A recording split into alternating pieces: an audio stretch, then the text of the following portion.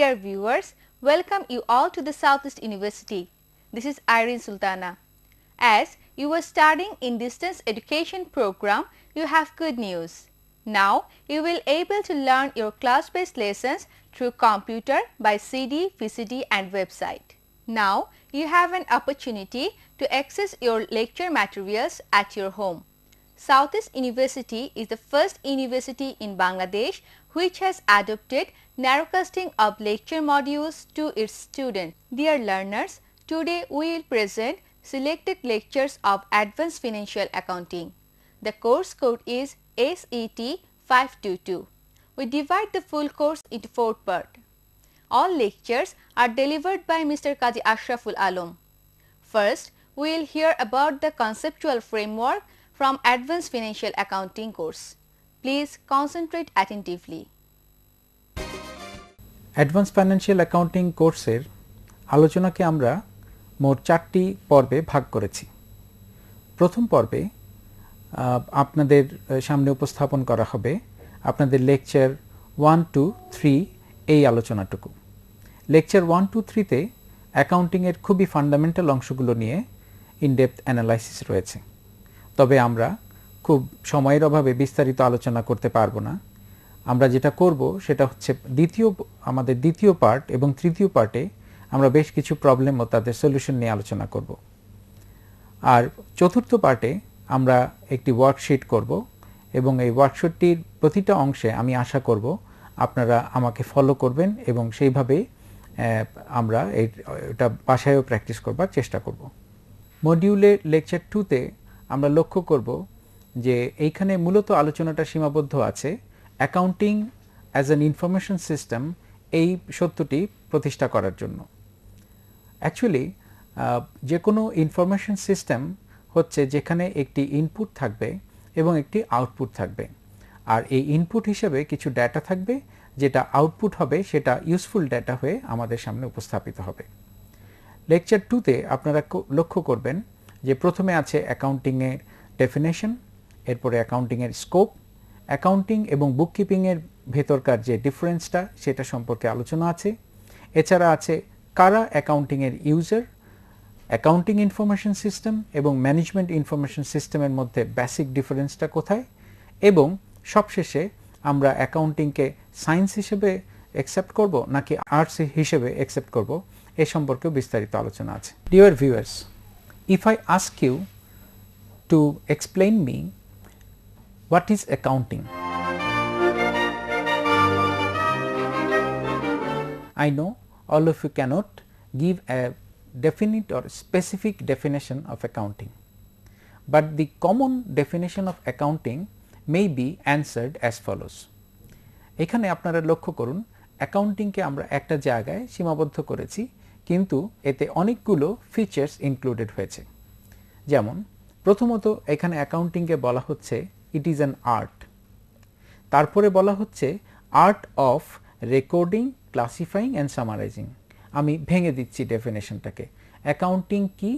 Accounting একটি art. কিসের art? Art হচ্ছে রেকর্ড করবার, সামারি করবার, ক্লাসিফাই করবার। কিভাবে? ইন এ সিগনিফিক্যান্ট ম্যানার, একটা সিস্টেমেটিক ম্যানার হবে যেখানে প্রত্যেকটা ইভেন্টকে আমরা মেজার করতে পারবো মানি দ্বারা, অর্থ দ্বারা। মেজারমেন্ট হবে ইন টার্মস অফ মানি, এবং এর প্রত্যেকটা ক্যারেক্টার, প্রত্যেকটা রেজাল্টকে আমরা ইন্টারপ্রেট করতে পারবো যারা স্টেক হোল্ডার, সুবিধাভোগী, অর্থাৎ ওই ইনফরমেশনটা যারা ব্যবহার করবে তাদের সুবিধা অনুযায়ী। তাহলে আমরা এখন অ্যাকাউন্টিংয়ের ইনফরমেশনটাকে যদি আমি একটা ভাগে বলি, অ্যাকাউন্টিং কি? অ্যাকাউন্টিং হচ্ছে একটি আর্ট। কিসের আর্ট? আর্ট হচ্ছে রেকর্ড করবার, আর্ট হচ্ছে ক্লাসিফাই করবার এবং সামারি করবার। কিভাবে? একটা সিগনিফিক্যান্ট ম্যানারে, অর্থাৎ একটা সিম্পল স্পেসিফিক একটা ম্যানার বা পদ্ধতি আমরা ফলো করব, প্রসেসটার কথা বলছি। তাতে আমাদের যে আউটপুটটা হবে সেটা আমরা, অর্থাৎ রেজাল্টটাকে আমরা ইন টার্মস অফ মানিতে মেজার করতে পারবো, এবং যারা এর সুবিধাভোগী তারা এটা খুব সহজেই এর থেকে যেই তার প্রয়োজনীয় তথ্যটুকু নিতে পারবে। এটাই অ্যাকাউন্টিংয়ের সর্বগ্রহণযোগ্য একটা ডেফিনেশন। ডিয়ার ভিউয়ার্স, লক্ষ্য করুন আমরা যখন অ্যাকাউন্টিংকে আর্ট বলছি, আর্ট অর্থ কি আমরা সেটাও বিশ্লেষণ পাচ্ছি আমাদের মডিউলে। আর্ট বলতে আমরা যে কোনো একটা অবজেক্টিভ, এই অবজেক্টিভটাকে অ্যাটেন্ড করার একটা নলেজকে বলছি। যেমন ধরুন আমরা যে কোনো আমাদের শিল্প, অর্থ, বাণিজ্য যে কোনো ক্ষেত্রে আমাদের প্রত্যেকটা পার্টিকুলার সেগমেন্টে একটা অবজেক্টিভ থাকে। সেই অবজেক্টিভটা অ্যাচিভ করার জন্য আপনাকে স্পেসিফিক কোনো প্রসেস ফলো করতে হয়। এই প্রসেসটাই হচ্ছে আর্ট। আর এখানে আমরা বলছি যে আর্ট অফ রেকর্ডিং। রেকর্ড মানে হচ্ছে আমরা যেই জায়গাটায় এটাকে রেকর্ড করব in a systematic manner. Classification বলতে বোঝাচ্ছি যে আমরা এই যে রেকর্ড করছি, রেকর্ডটা কি একটা জায়গায় থাকবে, নাকি রেকর্ড করবার পরে সেগুলোকে আমরা আবার সেগমেন্ট করব, কিভাবে ভাগ করব, এরপরে আবার আমরা সামারি করব। এই সামারিটা বলতে আমরা বোঝাচ্ছি যা রেকর্ড করেছি এরপরে যা ক্লাসিফাই করলাম তারপরে গিয়ে কি দাঁড়ালো, এটাই হচ্ছে সামারি। আর সামারি অংশে একটা প্রতিষ্ঠানের বছরের শেষে যখন সামারি করবেন আপনি, তখন সেই প্রতিষ্ঠানের টপ ম্যানেজমেন্ট থেকে লোয়ার লেভেল ম্যানেজমেন্ট পর্যন্ত তখন যার যার প্রয়োজন অনুযায়ী জেনে যাবে প্রতিষ্ঠান কেমন চলছে। পুরো ট্রানজ্যাকশনগুলোকে একটা জায়গায় এনে আমরা বলতে পারছি লাভ হলো না ক্ষতি হলো। এই বিষয়গুলো আপনার মডিউলে খুব সূক্ষ্মভাবে বিশ্লেষণ করা আছে। আমি এছাড়াও আরও কয়েকটি বিষয় সুবিধার্থে তুলে ধরছি। যেমন আমরা যে ইনফরমেশনগুলো সামারিতে আনবো ওটা অবশ্যই ইউজার ফ্রেন্ডলি হতে হবে এবং monetary in aspect of monetary, in terms of monetary এটাকে মেজার করার সুবিধা থাকতে হবে এবং যেই ট্রানজ্যাকশনগুলোকে আমরা রেকর্ড করব সেগুলো অবশ্যই ফাইন্যান্সিয়াল ট্রানজ্যাকশন হতে হবে। all the financial transactions, all the financial events will be recorded as in accounting systems. এছাড়া ফাইন্যান্সিয়াল ইভেন্ট যখন বলছি তখন আমি যে কোনো ইভেন্টকে আরেকটু এক্সপ্লেন করছি। যেমন আমি আমার মাকে খুব ভালোবাসি, এটি একটি ঘটনা, কিন্তু এই ঘটনাকে আমি ইন টার্মস অফ মানি, অর্থের মাধ্যমে তুলনা করতে পারছি না। আমি কতটুকু ভালোবাসি, আমি 1 লক্ষ টাকার সমপরিমাণ ভালোবাসি নাকি 10 টাকার সমপরিমাণ ভালোবাসি।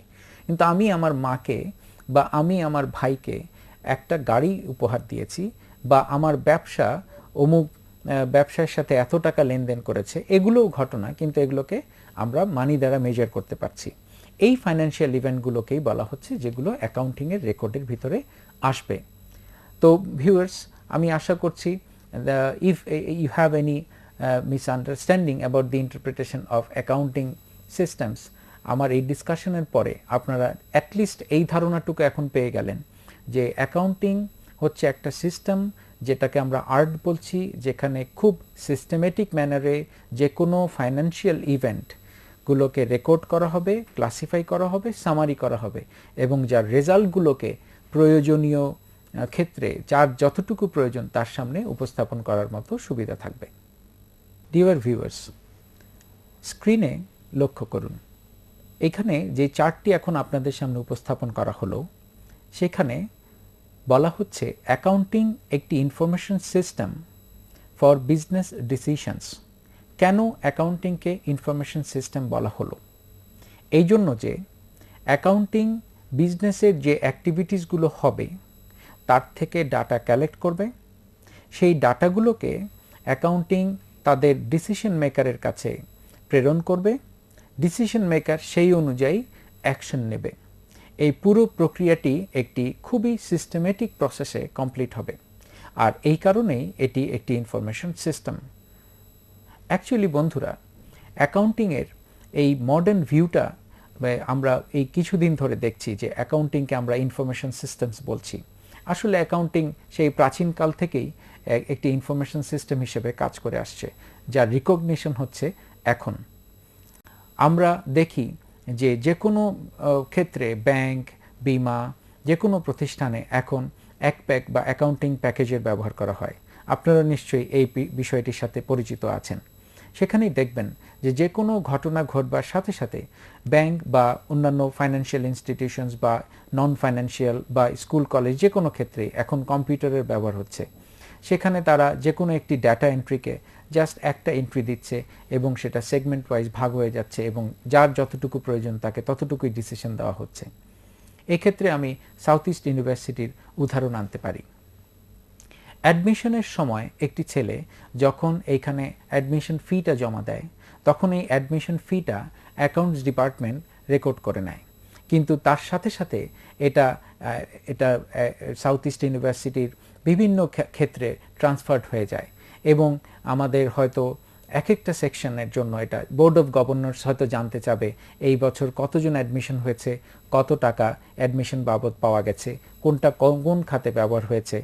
একইভাবে আমাদের যারা কর্তৃপক্ষ এই প্রতিষ্ঠান অপারেট করছেন, ভিসি, প্রভিসি কিংবা অ্যাকাউন্টেন্ট কিংবা কন্ট্রোলার সেকশন, সবার প্রয়োজন কিন্তু একরকম নয়, এক একজন এক একভাবে। যেমন আপনাদের অ্যাডমিট কার্ড ইস্যু হয়, আপনারা এর সাথেও পরিচিত আছেন, যাদের পেমেন্ট ক্লিয়ার আছে তারা অ্যাডমিশন পাচ্ছে, এটা কন্ট্রোলার সেকশনকে জানাতে হবে কাদের পেমেন্ট ক্লিয়ার। অর্থাৎ এই যে অ্যাক্টিভিটিসগুলো হচ্ছে, প্রত্যেকটা অ্যাক্টিভিটিসে আপনারা খেয়াল করুন পুরো বিষয়টা নির্ভর করছে অ্যাকাউন্টিং কি তথ্য দিচ্ছে। সুতরাং অ্যাকাউন্টিং একটি তথ্য সরবরাহকারী সিস্টেম বা পদ্ধতি, এবং এই পদ্ধতির উপরই ডিপেন্ড করে বিভিন্ন সিদ্ধান্ত গৃহীত হচ্ছে। ডিয়ার ভিউয়ার্স, এতক্ষণ পর্যন্ত আমরা যে আলোচনা করলাম তাতে হয়তো আপনারা কনফিউজড হতে পারেন যে অ্যাকাউন্টিং ইনফরমেশন সিস্টেম আসলে কোন কোন ক্ষেত্রে প্রযোজ্য এবং কোথায় প্রযোজ্য নয়। এর উত্তর হচ্ছে অ্যাকাউন্টিং ইনফরমেশন সিস্টেম আসলে সব ক্ষেত্রেই প্রযোজ্য। অ্যাকাউন্টিং এমন একটি প্রসেস বা এমন একটি সিস্টেম যেখানেই জবাবদিহিতা আছে সেখানেই অ্যাকাউন্টিং অ্যাপ্লিকেবল। তবে এখানে স্কোপ হিসেবে আমরা হাইলাইট করেছি 4টা ইনস্টিটিউটকে। আপনারা দেখতে পাচ্ছেন স্কোপ অফ অ্যাকাউন্টিংয়ে business organization, non profit organization, governments বা কোনো পার্সোনাল এরিয়াকে আমরা অ্যাকাউন্টিংয়ের স্কোপের অন্তর্ভুক্ত করেছি। তবে যেখানেই হোক না কেন মূল সিস্টেমটি হবে একটি ল বা প্রসিডিউর ফলো করে, অর্থাৎ বিজনেস হোক আর নন বিজনেসই হোক, পার্সোনাল হোক কিংবা গভর্নমেন্টই হোক, অবশ্যই একটি প্রেসক্রাইব ফরম্যাটে সবাইকে অ্যাকাউন্টিং সিস্টেম ফলো করতে হবে। আমরা দ্বিতীয় আলোচনায় চলে যাচ্ছি যে বুককিপিং এবং অ্যাকাউন্টিংয়ের মধ্যে বেসিক কোনো ডিফারেন্স আছে কিনা। অ্যাকচুয়ালি বুককিপিং হচ্ছে অ্যাকাউন্টিংয়ের প্রথম অংশ, অ্যাকাউন্টিং হচ্ছে বুককিপিংয়ের দ্বিতীয় অংশ। বুককিপিং যে কাজটা করবে সেটা হচ্ছে যে কোনো ডেটা আমরা যখনই সংগ্রহ করব এই কালেক্টেড ডেটাগুলোকে খুব সিস্টেমেটিক্যালি প্রেজেন্ট করবে। অ্যাকাউন্টিং যেটা করে এই ডাটাগুলোকে প্রয়োজনীয় মডিফিকেশনের পরে তাদের স্টেক হোল্ডারের কাছে প্রয়োজন অনুযায়ী উপস্থাপন করে। অর্থাৎ প্রথম কাজটি বুককিপিংয়ের, দ্বিতীয় কাজটি অ্যাকাউন্টিংয়ের। নেক্সট আলোচনায় আপনারা দেখতে পাচ্ছেন নেচার অফ অ্যাকাউন্টিং ইনফরমেশন। নেচারের এখানে দুটো জিনিস খুব ইম্পর্টেন্ট। এক হচ্ছে যে কোনো ফাইন্যান্সিয়াল ইভেন্ট হতে হবে অ্যাকাউন্টিংয়ে এবং সেখানে নেট চেঞ্জটা থাকতে হবে। আপনারা লক্ষ্য করলে খেয়াল করবেন যে স্যালারি টাকা 2000 পেইড টু মিস্টার আহমেদ, অর্থাৎ এখানে একটি নেট চেঞ্জ হয়েছে, মিস্টার আহমেদ টাকাটা পেয়েছেন, ব্যবসা থেকে টাকাটা চলে গেছে। একইভাবে স্ট্রাকচারাল চেঞ্জ, যেমন ইকুইপমেন্ট পারচেস করা হয়েছে, আমাদের অ্যাসেট যেমন বেড়েছে ঠিক তেমনি আমাদের ব্যবসার একটা সম্পত্তি এসছে এবং আমরা আমাদের টাকা খরচ করে এটাকে এনেছি, এটা দৃশ্যমান দেখা যাচ্ছে। এটাই হচ্ছে অ্যাকাউন্টিংয়ের বেসিক নেচার। এছাড়াও আরও আগে আলোচনা করেছি যে আমাদের অ্যাসেটের পরিবর্তনটা দৃশ্যমান হতে হবে, আমাদের ফাইন্যান্সিয়াল ইভেন্ট হতে হবে, ইন টার্মস অফ মানি এগুলোকে মেজার করতে আমরা যেন পারি সেটা দেখতে হবে। তবে সবসময় সব ইভেন্ট যে দৃশ্যমান হবে তা না। যেমন ডেপ্রিসিয়েশনের কথা এখানে বলা হয়েছে, ডেপ্রিসিয়েশনের ক্ষেত্রে এটা আমরা জানি এটা wear and tears of fixed asset, অর্থাৎ আমরা যে ফিক্সড অ্যাসেট ব্যবহার করছি তার কারণে এই ফিক্সড অ্যাসেটটার একটা দাম কমে যাচ্ছে, সেটা আমরা একটা জায়গায় সরিয়ে রাখছি, পরে আবার ক্রয়ের জন্য সেই ফান্ডটাকে ব্যবহার করছি। এটাও আমাদের বিজনেসে একটা ইভেন্ট হিসেবে, যদিও দেখা যাচ্ছে না ঠিক কতটুকু আমরা সরিয়ে রাখছি, এটা শুধু বুঝছি, এই ভিত্তিতেই আমরা রেকর্ড করছি। যাই হোক, আমাদের দ্বিতীয় এখন মোস্ট ইম্পর্টেন্ট এরিয়া সেটা হচ্ছে আমরা এতক্ষণ আলোচনা করলাম অ্যাকাউন্টিং কি, অ্যাকাউন্টিং কেন ইনফরমেশন সিস্টেম, অ্যাকাউন্টিং এর মডার্ন ভিউটা কি, অ্যাকাউন্টিংয়ের স্কোপ কি, নেচার কি। এখন আলোচনা যেখান থেকে শুরু সেটা খুব ইম্পর্টেন্ট একটা এরিয়া, সেটা হচ্ছে এর ইউজার কারা। ইনফরমেশন এটা একটা আমরা বুঝেছি, কিন্তু এই ইনফরমেশনের ইউজার কারা, ইউজেসটা কীরকম। অ্যাকচুয়ালি অ্যাকাউন্টিংয়ের ইউজারকে আমরা যদি ভাগ করি তাহলে দুটো ভাগে ভাগ করতে পারি। একটা হচ্ছে যারা ব্যবস্থাপক, managers, who will manage the organisation, এটা একটা পক্ষ। আরেকটা হচ্ছে আউটসাইডার্স। আউটসাইডার্সের মধ্যে আমরা দুটো ভাগ করে ফেলবো, যারা ডাইরেক্টলি ইনভলভ, যারা ইনডাইরেক্টলি ইনভলভ। এই ভাগটা যদি আপনাদের কাছে ক্লিয়ার হয়, যেমন মনে করুন সাউথ ইস্ট বিশ্ববিদ্যালয়ে যে অ্যাকাউন্টিং প্রসেসটা ফলো করা হয় সেখানে বিশ্ববিদ্যালয় কর্তৃপক্ষ হচ্ছেন অপারেটরস, তারা ম্যানেজার্স, তারা তাদের ইন্টারনাল একটা অ্যাকাউন্টিং সিস্টেম যেটা তারা ফলো করেন এবং সেই অনুযায়ী তারা তাদের বিভিন্ন ফিউচার স্টেপগুলো এবং পলিসিসগুলো ঠিক করেন। কিন্তু এর কিছু আউটসাইডার্স আছেন। আউটসাইডার্সের একটা পক্ষ হচ্ছেন বোর্ড অফ গভর্নর্স, আরেকটা হচ্ছে গভর্নমেন্টস অথবা ইউজিসি অথবা ট্যাক্স অফিসিয়ালস অথবা অন্যান্য রাষ্ট্রীয় কর্তৃপক্ষ যাদের কাছে এই প্রতিষ্ঠানের জবাবদিহিতা আছে, কিন্তু তারা ডাইরেক্টলি ইনভলভ নন ডিসিশন মেকিংয়ে। তো এদের প্রত্যেকটা পক্ষকে স্যাটিসফাই করতে হবে আমাদের প্রয়োজনীয় তথ্য দিয়ে, যেটা প্রোভাইড করবে অ্যাকাউন্টিং সিস্টেম। তো বন্ধুরা, এটা এখন আপনাদের কাছে ক্লিয়ার যে অ্যাকাউন্টিং, যে কোনো অ্যাকাউন্টিং সিস্টেমের ইউজার কারা সেটা বুঝতে হলে বুঝতে হবে প্রতিষ্ঠানটির ধরনটি কীরকম। এটি কি নন প্রফিট অর্গানাইজেশন নাকি প্রফিট মেকিং অর্গানাইজেশন, এটি কি বিজনেস অর্গানাইজেশন নাকি গভর্নমেন্ট অর্গানাইজেশন। এর টাইপসের উপর ভিত্তি করে আমরা ভাগ করে নিব এর ইউজার কারা হবেন। কেন অ্যাকাউন্টিংকে ইনফরমেশন সিস্টেম বলছি? এই জন্য বলছি যে কোনো ইনফরমেশন মানে হচ্ছে, আপনারা আপনাদের মডিউলের এই অংশে লক্ষ্য করুন, আমরা ভাগ করে ফেলি বিষয়টিকে যে ইনফরমেশন হচ্ছে একটি ইন্টেলিজেন্স যেটা হতে হবে মিনিংফুল এবং ইউজফুল। মিনিংফুল এবং ইউজফুল কার কাছে? যার কাছে এটা দরকার। এরপর আমরা বলছি এই ইনফরমেশন পাবো আমরা আমাদের ডেটা থেকে, অর্থাৎ যে ঘটনাটা ঘটেছে সেই ঘটনার থেকে আমরা ডেটাগুলো সংগ্রহ করি। এই ডেটাটা র ফিগার ফ্যাক্টস হবে এবং কোনো সিম্বলও হতে পারে। আমি আবার বলি, ইনফরমেশন কি? ইনফরমেশন হচ্ছে একটা ইন্টেলিজেন্স, অর্থাৎ যেটা আমাকে সিদ্ধান্ত গ্রহণে সহযোগিতা করবে। এই ইনফরমেশনটা অবশ্যই মিনিংফুল এবং ইউজফুল হতে হবে। ইনফরমেশনের সোর্সটা কি হবে? ইনফরমেশন কিসের উপর ভিত্তি করে হবে? হবে ডেটার উপর ভিত্তি করে। সেই ডেটা কোথায় পাবেন? পাবেন র ফিগার বা ফ্যাক্টস থেকে, অর্থাৎ যে ঘটনাগুলো ঘটেছে সেখান থেকে আপনি ডেটা কালেক্ট করবেন, তারপরে এগুলোকে মিনিংফুলি উপস্থাপন করবেন, তারপরেই সেটা ইনফরমেশন হিসাবে আপনার সামনে উপস্থাপিত হবে। আর সিস্টেমটা কি? সিস্টেম হচ্ছে বিভিন্ন কার্যক্রমের একটা ইন্টিগ্রেটেড পার্ট, অর্থাৎ আমরা একটা ইউনিফাইড গ্রুপ বলছি এটাকে, যেখানে প্রত্যেকটা পার্ট একটা আরেকটা পার্টের সাথে ইন্টারেক্টিং করছে। এবং অবশ্যই এটা সিস্টেম বলছে এই জন্য যে আমার উদ্দেশ্য যেটা, আমার পারপাস যেটা, আমার গোল যেটা, আমার লক্ষ্য যেটা, সেটা অর্জন করার জন্য এই প্রসেসটি, এই প্রক্রিয়াটি আমাকে সাহায্য করছে। সুতরাং অ্যাকাউন্টিংয়ের ক্ষেত্রে যদি আমি এখন এই সংজ্ঞাগুলোকে সাজাই, অ্যাকাউন্টিং কি আমাকে মিনিংফুল তথ্য দেয়? নিশ্চয়ই বলবেন দেয়। অ্যাকাউন্টিংয়ের এই মিনিংফুল তথ্যগুলো আমরা সংগ্রহ করি কোথা থেকে? ফাইন্যান্সিয়াল ইভেন্ট থেকে। অ্যাকাউন্টিংয়ের এই ফাইন্যান্সিয়াল ইভেন্টগুলো যে মিনিংফুল তথ্য দেয় সেগুলো কি কোনো সুনির্দিষ্ট প্রক্রিয়া অবলম্বন করে হয়? উত্তর হ্যাঁ। তাহলে অ্যাকাউন্টিং একটি information system. Accounting science, accounting arts. Accounting কোনটি? এটি নিয়ে অনেক বিতর্ক আছে। আসলে আমরা যারা অ্যাকাউন্টিং নিয়ে পড়াশোনা করছি, আমরা পড়াশোনা করতে গিয়ে দেখতে পাচ্ছি অ্যাকাউন্টিং আসলে সায়েন্স এবং আর্টসের একটি সমন্বয়। এই জন্য এটি আর্টস, যে অ্যাকাউন্টিংয়ের প্রতিটি রেকর্ড, প্রতিটি ক্লাসিফিকেশন, প্রতিটি সামারি, এটার বিশ্লেষণ আছে।